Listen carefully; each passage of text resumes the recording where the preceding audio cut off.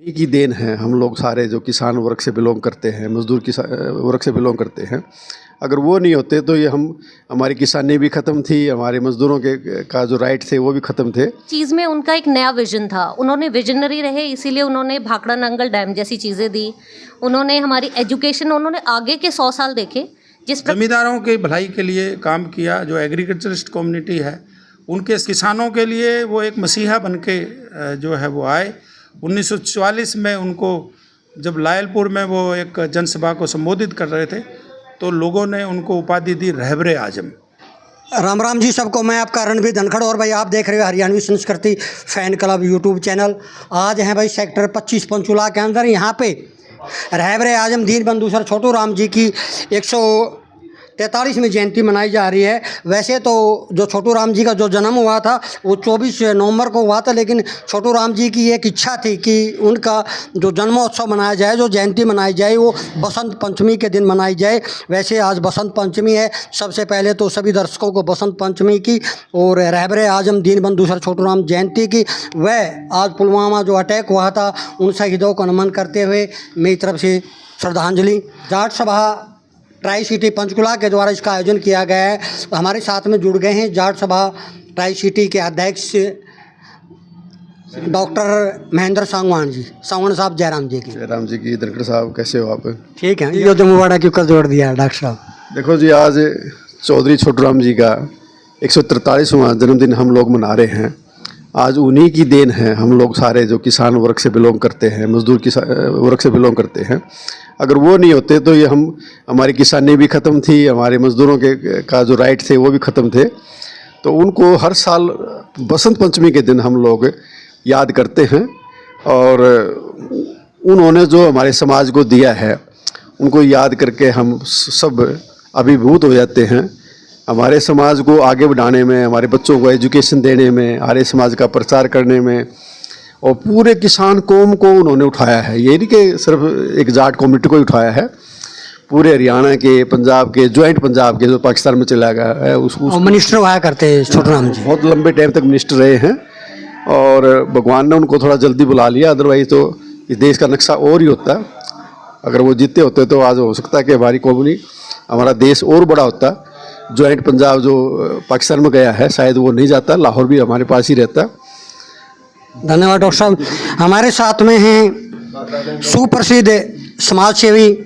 आज के समय पे अगर ट्राई सिटी के अंदर इस एरिया में देखूं तो पुष्पा सिंह रोवा का नाम मैं बार बार समाज सेवा के अंदर देखता हूं। किसी न किसी कार्य के अंदर ये लिप्त रहती हैं समाज, चाहे वो गरीबों को कपड़ा बांटना हो, खाना बांटना हो या कोई ऐसा कोई अभियान जिससे आम पब्लिक को फायदा हो। मैडम जी राम राम। नमस्कार। आप इस तरह से इतने जो सामाजिक कार्य हो कैसे कर लेते हैं? मुझे लगता है सबसे पहले तो हमारे अंदर समाज के प्रति एक चेष्टा होनी चाहिए कि हमें इस समाज में जो कुरीतियाँ उनको मिटाने के लिए भाव आना चाहिए। सबसे पहले जिसके अंदर भाव होगा वो अपने आप कार्य करेगा और कर्मनिष्ठता होनी चाहिए जो अपने कर्म को, क्योंकि मैं ये मानती हूँ कि कर्म करते जाओ और इधर उधर फल की इच्छा और देखने की आवश्यकता नहीं है।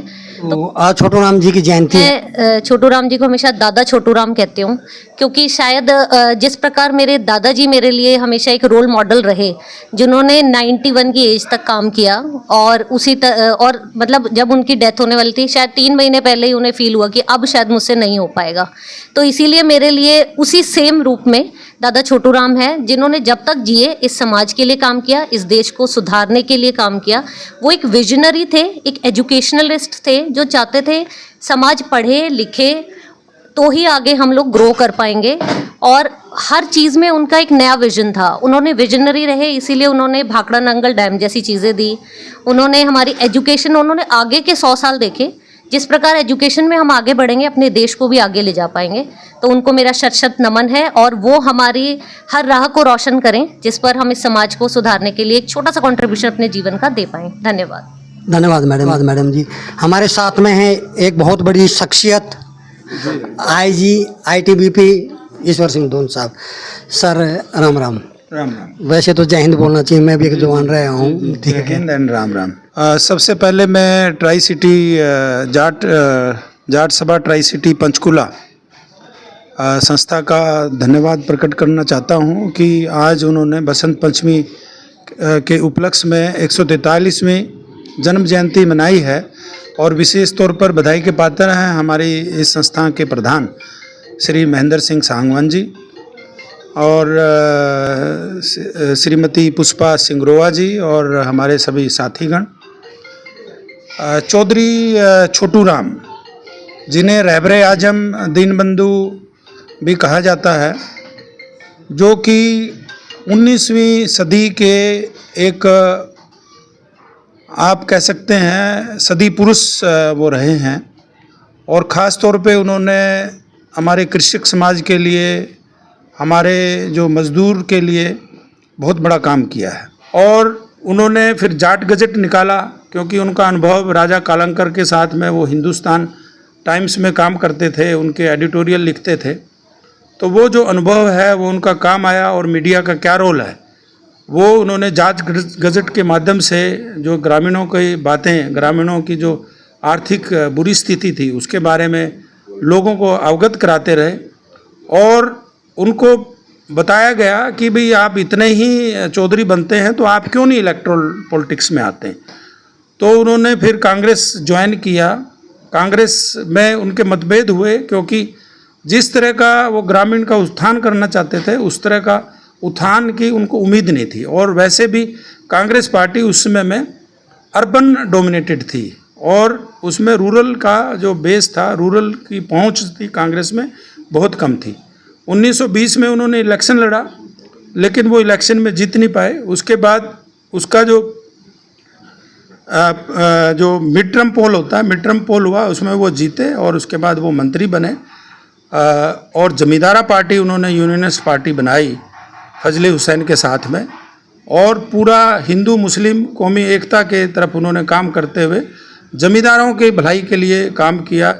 और जो लैंड एलिनिएशन एक्ट है जो अंग्रेज़ों ने 1900 में पास किया था ताकि ये ज़मीन जो है वो साहूकारों के पास ना चली जाए, उसमें भी उन्होंने जो वो अमेंडमेंट कराया और एक सिंपल एप्लीकेशन से तकरीबन 6000 एकड़ ज़मीन जो है वो वापस लाए वो ये रोहतक ज़िले के लिए। और जिनकी ज़मीन भी ग्रहण लगी हुई थी और जो साहूकार ने ले ली थी वो एक सिंपल एप्लीकेशन से वो ज़मीन उनको दिलवाई। और जिस तरह से साहूकार जो है अपनी मन माजिद टर्म्स एंड कंडीशन के साथ वो लोन देते थे, उनका रजिस्ट्रेशन कंपलसरी कराया और किसानों के लिए वो एक मसीहा बनके जो है वो आए। 1944 में उनको जब लायलपुर में वो एक जनसभा को संबोधित कर रहे थे तो लोगों ने उनको उपाधि दी रहबरे आजम। जो लैंड को हम बचा पाए हैं वो सिर्फ इन्हीं की मेहरबानी है।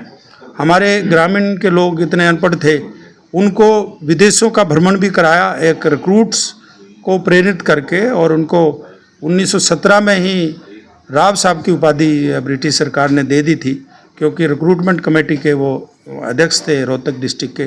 गांव वालों को प्रेरित किया और प्रेरणा स्वरूप जो है वो हमारे लोग आर्मी में भर्ती हुए और आर्मी में भर्ती होने के उपरांत देखा बाहर के देशों में किस तरह का कल्चर है तो उसका बढ़ावा मिला, बच्चों को उन्होंने पढ़ाया। और जो जाट स्कूल की संस्था की जो स्थापना की उस समय कोई भी अधिकारी नहीं है पंजाब का और ख़ास तौर पे रोहतक का और हरियाणा का जो कि जाट स्कूल से ना पढ़ा हो।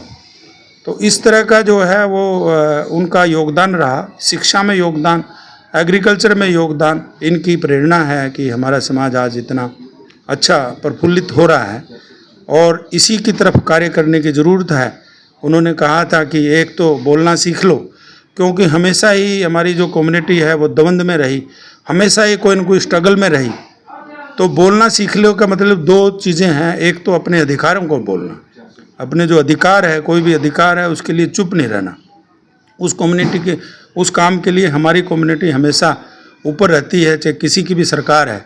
हमारी कम्युनिटी जो है कोई भी गलत फैसले वो बर्दाश्त नहीं करती है, वो आप लोगों ने देखा है। तो छोटू राम जी की जयंती पंचकुला के सेक्टर 27 में जो मनाई गई थी तो आपने एक वक्तव्य जारी किया वहाँ पे पंचकुला के अगर कहीं ना कहीं किया जाए। हाँ, मैंने 15 अगस्त तक का टाइम दिया है और मुझे विश्वास है कि 15 अगस्त तक हमें ये चौक मिल जाएगा। अगर नहीं मिलेगा, नहीं मिलेगा तो जो है हम उसके लिए एजिटेशन करेंगे उसके लिए, क्योंकि एक ऐसे महानुभाव जिन्होंने हमारे पूरा क्षेत्र के लिए पलवल से लेकर और अटक फोर्ट तक और काबुल तक उन्होंने काम किया है, अगर उस महानुभाव को पंचकुला की धरती में अगर जगह नहीं मिल सकती है जहाँ पर पूरे हरियाणा का, पूरे देश का मिश्रण रहता है, तो वो एक शर्म की बात है और उसके लिए हम एजिटेशन करेंगे। और मैं समझता हूँ कि सरकार हमारी भावनाओं को समझ के उससे पहले ही निर्णय ले लेगी। सर मैं आईजी साहब से अभी बात कर रहा था छोटू राम चौक के लिए। छोटू राम चौक देना कोई बड़ी बात है क्या? धनखड़ साहब, जैसे दून साहब ने बताया, चौक तो इनको देना ही पड़ेगा।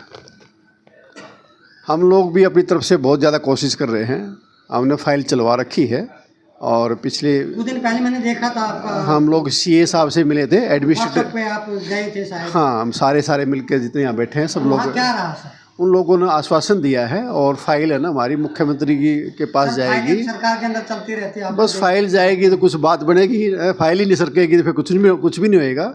मगर अब फाइल है ना सरकनी शुरू होगी है थोड़ी ही। अब आशा करते हैं कि जल्दी ही ये लोग फैसला लेंगे, क्योंकि ताज़ा अब ये रहबर आजम की हम जयंती मना रहे हैं तो उनके दिमाग में रहेगा। इलेक्शन भी सिर पर आए हुए हैं और फाइल भी हम लोगों ने कोशिश करके नीचे से पॉजिटिव भिजवाई है। हम चीफ एडमिनिस्ट्रेटर हुड्डा से मिले हैं, स्टेट ऑफिसर हुड्डा से मिले हैं, एक्शन की पॉजिटिव रिपोर्ट भिजवाई है, एडमिनिस्ट्रेटर ने भी पॉजिटिव रिपोर्ट भेजी है। तो संभावना तो यही लगता है कि कुछ करेंगे ये लोग, नहीं करेंगे फिर संघर्ष करेंगे। ये थी भाई एक विशेष रिपोर्ट रहबर आजम दीनबंधु सर छोटू राम जी की जयंती की। वीडियो अच्छे लगे तो लाइक, कमेंट और शेयर करना, और हो सके तो भाई चैनल को सब्सक्राइब करना। एक बार फिर रणबीर धनखड़ की तरफ से सारे दर्शकों को राम राम, जय राम जी की भाई।